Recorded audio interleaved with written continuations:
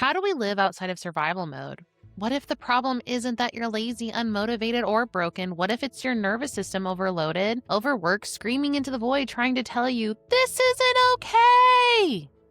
It needs rest and not just sleep. Sometimes it needs rest from people, from places, expectations, patterns that slowly drain us while convincing us this is fine. Change can feel impossible. Sometimes changing feels scarier than staying in what hurts us because at least the pain is familiar. It reminds me a little of weight loss. We're taught how to lose weight, how to grind, how to push, how to survive the process. What happens when nobody teaches you how to maintain it? How to maintain your weight? How do you live afterwards? How do you exist without swinging between the extremes if the skill is never learned? Does life become a never-ending cycle of highs and lows, of weight gains and weight loss? Sometimes we get so good at surviving, we accidentally sabotage peace because survival feels more familiar than safety. We overcommit. We create problems that need fixing. We stay busy so we never have to sit still. We pick apart our progress. We push ourselves past exhaustion.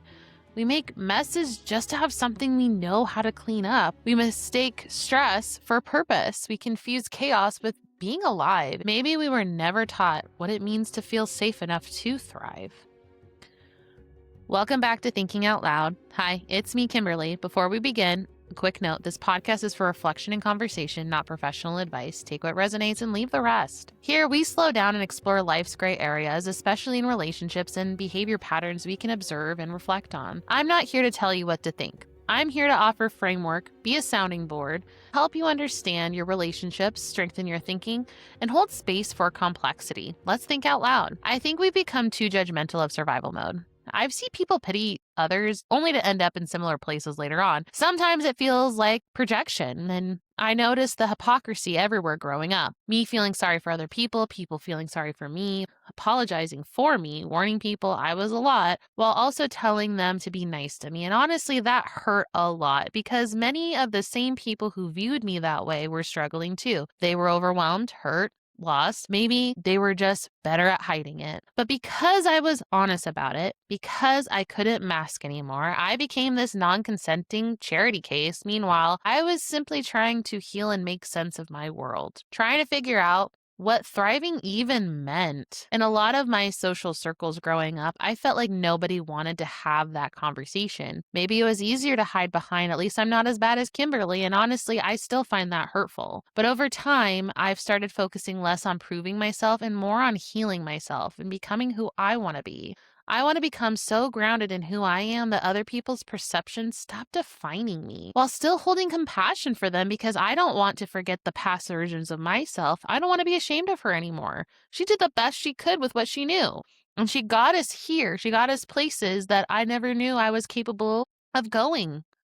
And instead, I want to create space for people who genuinely want better for themselves. People asking, how do I thrive? Because honestly, it feels like so many people are either manically productive or completely crashing out from hyper-independence and suppression. This constant yo-yo, one of the hidden costs I had to learn after years of surviving, after years of abuse, was what happens when you finally get out. At first, freedom feels exciting. I thought I finally have time to do all the things I wanted, and then my body stopped me in the tracks and said, how about no? My mental strength felt fragile. My energy disappeared. My ability to function constantly started collapsing. It reminds me about how people talk about retirement. Is it really that people retire and then just die? Or is it that after years of nonstop productivity, chronic stress, emotional suppression, and pushing through exhaustion, the body eventually says, I'm done? Because stress does stop stamina in some ways. So does constantly holding your breath. You can adapt to almost anything temporarily, but holding your breath too long, eventually you pass out. And I think survival mode can work the same way. In a weird way, my body started falling apart once I finally took healing seriously.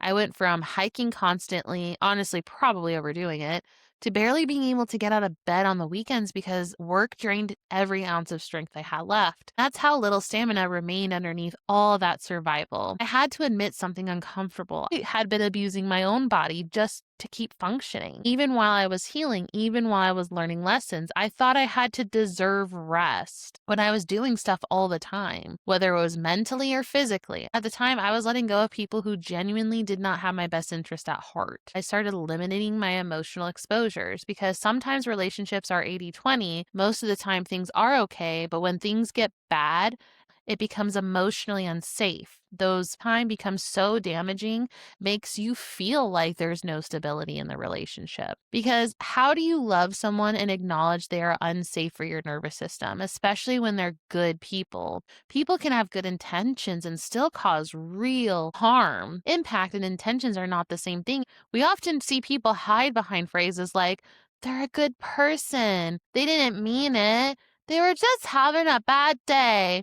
And sometimes I realize I had fallen into that mindset too, because sometimes it's easier to minimize harm than face the terrifying idea that good people are still capable of hurting others. I remember one time I was having a panic attack, terrified of hurting people's feelings because I needed to be seen as good. My bestie asked me something I never really got asked before. Kimberly, do you even want to be a good person?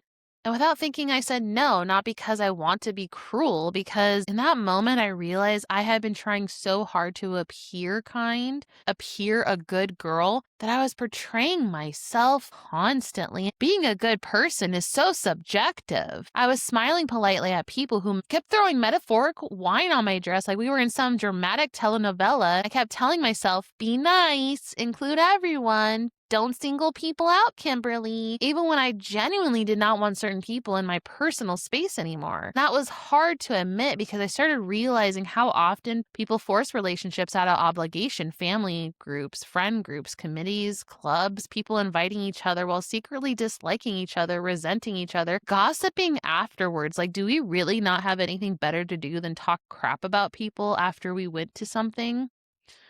Performing closeness instead of actually having it really sticks with me.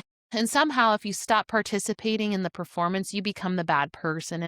Not every relationship needs to become deeply personal to have value. I can play D&D with someone and genuinely enjoy that connection. I can go to book club and genuinely enjoy the people in book club. Well, not having them involved in my daily emotional life, and that doesn't make the relationships fake. It just means we have our own things. I think that's healthier than forcing intimacy where it doesn't naturally exist, because some of the best connections in life happen unexpectedly. Sometimes the people you least expect become deeply important to you. Those connections can't grow naturally if we're constantly forcing relationships out of guilt, obligation, or fear. That realization changed how I approach healing entirely, because I realized thriving isn't something you suddenly unlock one day. It's a skill, a muscle, and for some of us, it's a development stage we never fully got to experience safely. Healing started feeling less like fixing myself and more like learning how to walk for the first time. For babies, learning to hold their head, then roll over, sit up, then crawl, and eventually they stand. They keep falling until one day they start walking. For me, part of that process was learning how to be transparent,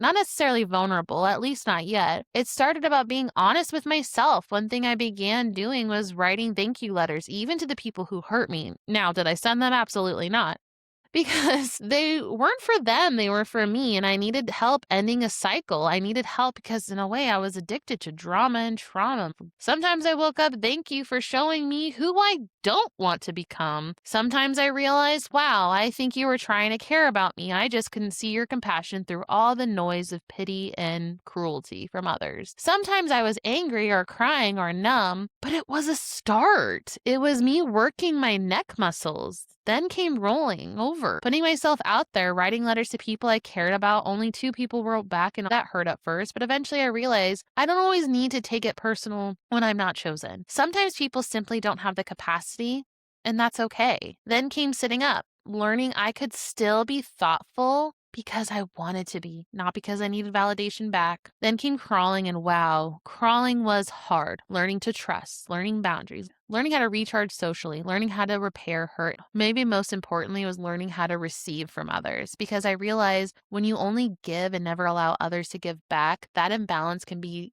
just as unhealthy. How? Because you're robbing people opportunities of feeling connected with you too. And you're creating a power and hierarchy dynamic. People who have little can still be helpful. People who are struggling still want to be needed. Now I think I'm somewhere between standing and trying to take my first steps. I still fall sometimes. I still get scared. Now I have people around me reminding me to keep going, people cheering me on, people reminding me to take my baby steps, people reminding me how far I've come. I think I'm finally starting to walk, and it's a great feeling. Back to the question. How do we live outside of survival mode? Maybe it doesn't happen all at once. Maybe it starts with the smallest moments where you let yourself believe I'm not in danger anymore, even if my body hasn't caught up yet. Maybe living outside of survival mode isn't about becoming fearless. Maybe it's about slowly teaching your body, your mind, and your relationship that life is no longer an emergency. I think a lot of us were taught how to survive chaos, but never taught how to exist peacefully afterwards, how to rest without guilt, how to connect without performing, how to receive love without feeling weak, how to have boundaries without feeling cruel. And maybe thriving starts there, not in perfection, not in productivity, not in proving our self worth, finally feeling safe enough and to stop treating ourselves like emergencies. I'm still wobbling and I'm still taking baby steps. I think I'm finally starting to understand something important. Survival mode may have kept me alive, but I have a life that feels safe enough to actually live in it too. If today's conversation resonated with you, I'd love to hear your thoughts. I'm still figuring this out. I'm a little awkward, but I really do want to hear and have conversations with you in the comments below. When did you realize your body was still in survival mode, even when the crisis had already passed? Or maybe a better question is, when was the first time you felt even a little bit safe to rest, to receive, or to stop performing? You're welcome to share your stories in the comments, a message, or just by taking a quiet moment to notice your own answers. And if you're still in survival mode right now, that's okay too. Healing isn't about forcing yourself to thrive faster. It's about offering yourself a little bit more safety, a little bit more honesty, and a little bit more gentleness than you had before. Thank you for slowing down and thinking out loud with me. Until next time, take care of yourself and make a little bit more room for softness alongside survival. I'll see you in the next episode.